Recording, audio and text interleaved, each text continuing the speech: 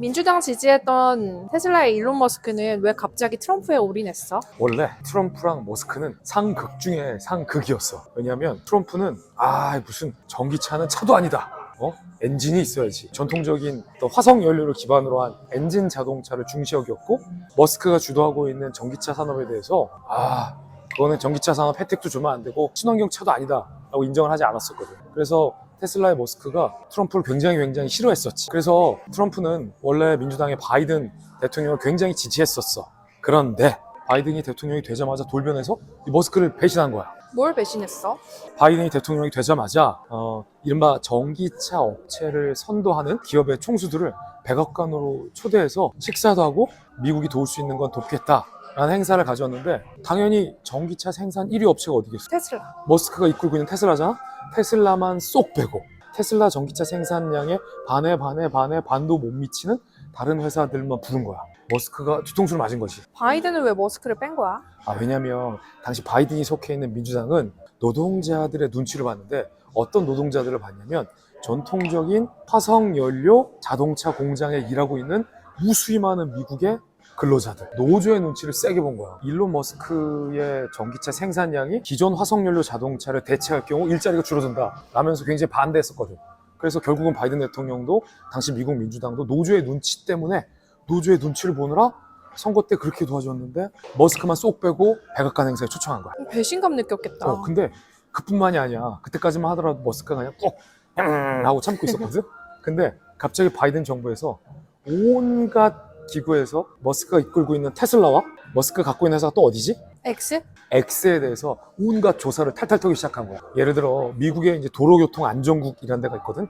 거기는 굉장히 기업들을 세게 규제할 수 있는 기관인데, 여기에서 테슬라를 잡기 시작하는데, 테슬라의 오토파일럿 기능이 있잖아. 근데 일부 오토파일럿 기능에서 사용자의 부주의건 혹은 다른 에러건 크고 작은 사고들이 있잖아.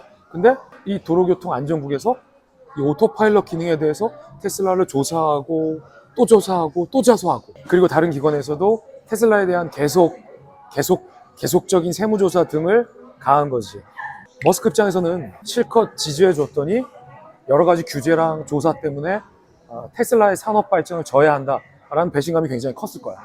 이거 말고 개인적인 이유도 있어? 이게 결정적으로 일론 머스크가 민주당과 바이든에게 등을 돌리게 한 개인적인 결정적인 이유가 하나 더 있는데, 사실 머스크에게는 아들이 있었어. 그런데 모든 미국 언론들은 지금 그 아들을 머스크의 딸이라고 불러. 그게 무슨 말이야? 원래는 아들이었는데 지금은 딸이야. 성전환했나? 머스크의 아들이 성전환 수술해서 지금은 여자가 됐는데, 어렸을 적부터 머스크 아들이 조금 유약하고 여성스럽고 남자답지 못한 측면이 있었대. 그런데 머스크가 생각하기엔 성 정체성 혼란을 특별히 겪고 있지도 않고 성전환까지 불필요했다라고 생각해서 머스크의 아들과 계속 갈등을 빚어왔는데, 이게 당시에 어떤 미국 정치의 주류 세력이었던 민주당이 성소수자들을 옹호하고 민주당이 주도하고 있는 많은 주에서 자녀의 성 정체성에 대해서 부모에게 일절 말하지 못하게 하는 법안 등을 지지했는데, 이 같은 민주당의 워크마인드 바이러스가 아들에게 굉장한 악영향을 미쳤다고 머스크는 판단한 것 같아. 여기서 워크마인드 바이러스는 일종의 어떤 각성하다라는 뜻을 가진 건데, 적극적인 성소수자 옹호 정책 때문에 성전환까지는 아니더라도 그 분위기에 휩쓸려서 나도 성전환해야 되나? 라는 현상들이 더 증가한 현상을 일컫는 말이야. 이런 개인적이고 가족적인 이유 때문에 머스크가 결정적으로 민주당의 바이든 대통령에게 등을 돌리게 돼. 머스크가 되게 애 많이 낳는 거 중요시하잖아. 맞아.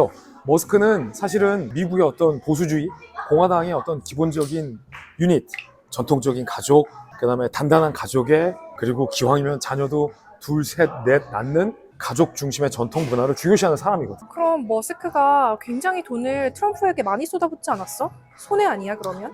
엄청난 돈을 쏟아부었어. 트럼프 지지 캠페인에 총 2,500억 원을 쏟아부은 거야. 그런데 트럼프가 당선되자마자 테슬라의 주가가 얼마나 올랐는지 알아?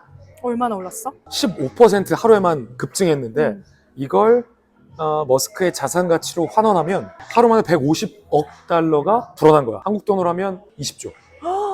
당선되자마자 하루에 머스크의 개인 자산이 20조가 불어난 거야. 1,500억 투자해서 하루 만에 20조를 뽑아냈으면 이건 완전히 남는 장사지. 그리고 또 머스크가 얻는 건 뭐야? 더 대박은 응. 기업인이었던 머스크가 이제는 정부의 관료로 입각할 수 있다는 얘기가 많이 나오는데, 트럼프의 대선 공약 중에 하나가 이거였거든. 정부 효율성위원회라는 정부 기구를 신설하겠다는 거야. 미국의 어떤 전통적인 기업들이 정부의 여러 규제 때문에 더 성장하거나 아니면 전통적인 기업의 신성장 산업들이 여러 가지 어떤 규제 미비로 발목 잡혀 있는 것들, 이런 것들을 기업 수장들의 의견을 들어서 미국 정부가 해결해 주겠다라는 취지의 기구를 만들겠다는 공약이었거든.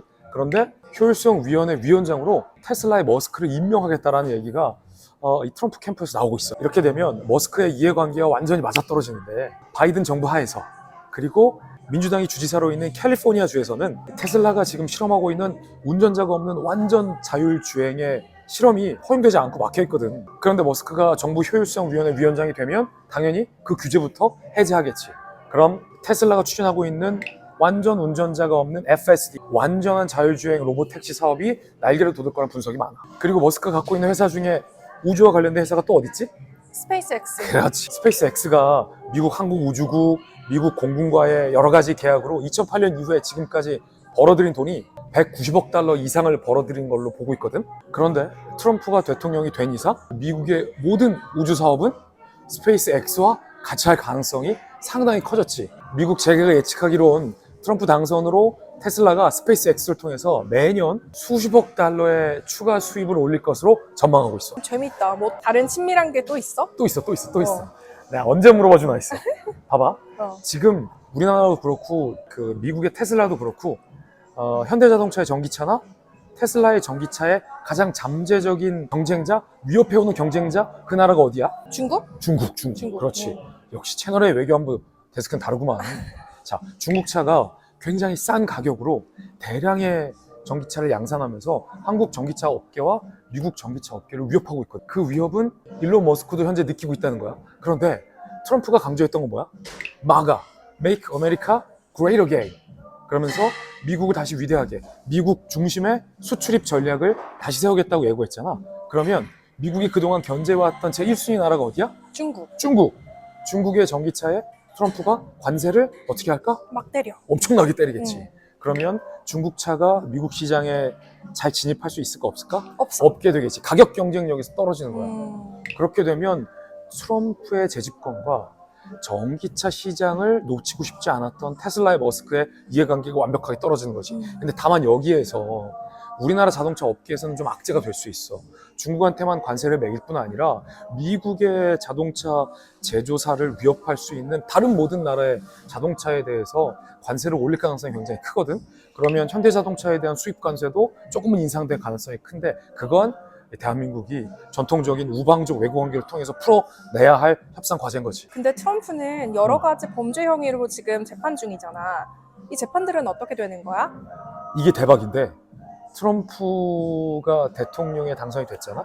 자, 이 즉시 미국에서도 우리나라에서도 마찬가지인데, 현직 대통령은 강력한 면책 특권이 주어져. 그래서 형사소추도 되지 않고 재판에서 유죄가 선고되지 않아. 감옥에 보내지지 않아. 왜냐면 미국의 사법부가 닉슨 전 대통령 재임 당시에 현직 미국 대통령이 감옥에 가게 될 경우 대통령직을 잘 수행할 수 있을까와 관련돼서 일종의 판례를 남겨놨는데, 미국 대통령은 감옥에 가면 미합중국 대통령직을 제대로 수행할 수 없다는 거야. 그래서 강력한 면책 특권과 함께 현직 미 대통령은 감옥에 보내지지 않는 특권도 받거든. 따라서 트럼프에게 적용됐던 범죄 혐의와 관련해서 형사소추는 없어져. 그리고 진행 중인 재판이 상당히 미뤄지거나 흐지부지 되면서 끝날 가능성이 상당히 커. 실제 미국에서 트럼프의 한 범죄 혐의를 갖고 특검이 발족돼서 특검 수사가 진행 중이거든. 트럼프의 대선 결과 전복 시도, 미국의 기밀 문건 유출 혐의야. 엄청난 범죄 혐의인데, 트럼프가 당선되자마자 이 특검을 이끌고 있었던 스미스 특검이 공식적으로 이렇게 밝혔어. 자, 트럼프가 당선됐으니 나는 미국 법무부와 이 사건을 종결할 걸 논의하겠습니다. 바로? 특검이 확 꼬리를 내린 거야. 왜냐하면 대선 캠페인 내내 트럼프가 이렇게 공약했어. 내가 대통령이 되면 저 스미스 특검부터 자르겠다 라고 말했거든. 그러니까 스미스 특검 입장에서는 어차피 잘릴 텐데 수사에서 무슨 의미가 있나, 어차피 형사소추 되지 않으니까 특검 수사를 종결하겠다 라고 밝혔고, 법무부도 매끄러운 사건 종결 처리를 위해 노력하겠다 라고 공식적으로 미국 법무부가 입장을 밝혔어. 아직 바이든의 법무부인데도 불구하고 말이지. 근데 성추문 혐의에서는 유죄 판결까지 받았잖아. 그건 어떻게 되는 거야? 그렇지. 이거는 미국 대통령으로 재임했을 때 벌어진 범죄 혐의가 아니잖아. 그 전이지. 그 전에 있었던 개인적인 성추문 혐의잖아.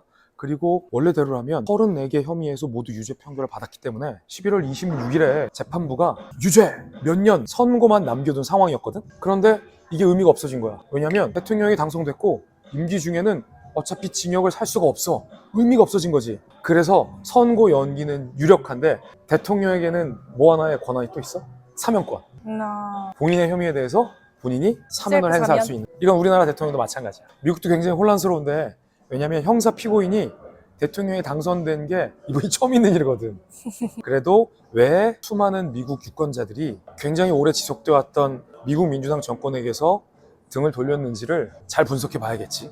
이제 왜 머스크가 바이든을 배신하고 트럼프에게 올인했는지 알겠지. 이번엔 배신은 없겠지? 또 모르지. 어떻게 될지 모르지. 사람이라는 게. 알았어. 다음에 또 물어볼게요. 어?